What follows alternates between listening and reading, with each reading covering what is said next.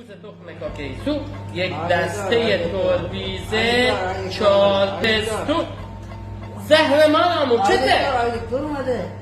دکتر منادی. به آقای دکتر، حال شما چطور شو؟ قدم رنجه فرمودیم ملت دوست مانا بفرما با ترانه آقای منادی بیا بودو میدم.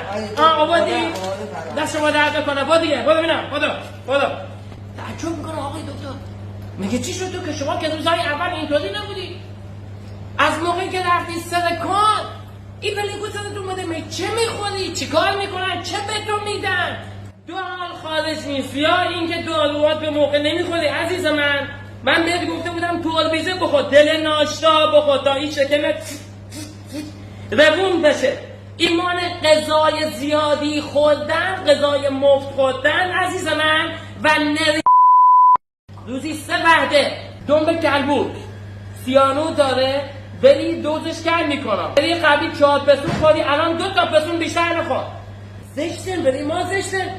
تو نماینده این مردم هستی وقتی حال تو ایشون باشه میگن سه دکترش به درد کار بکنه. بله آقای دکتر ما شدیم دکتر معتمد مجلس عزیزان وظیفه ما شما درمان بگو باشه الان میام خدمتشون. بعدا عزیزم داروات به موقع بخور تا یه مقداری لکس بشی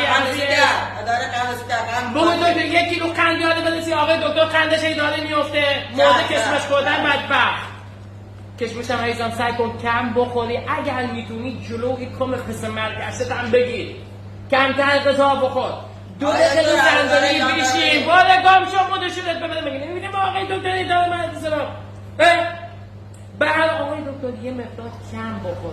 الان میبینی چقدر گرمته 2 تا کولر اینجاست یه 48 یه 30 تو گرمته میدونی چرا چون فشارت افتاده مانع از بسی که آزار میلپونی کمتر بخور. الان چه کاری میکنی زشت چرا نمیخوری چه خودی میزد بفهم چند تا از مسئولین شما اومدن همکارات اومدن چند تا درمانشون کرده الان ماشاءالله دیگه سوار هواپیما نمیشن با 2 چرخه میرن این شهر به اون شهر.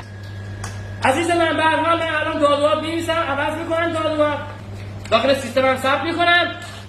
آقای دکتر قالیباف اومده. آقای دکتر قالیباف بله. سلام این بنده حقیر برسان بگو همکارت آقای منادی اینجا هست 2 دقیقه تشریف هر چی میخواد بهش بده هر چی میخواد بدش بگو الان 4 دقیقه دیگه ما خدمتش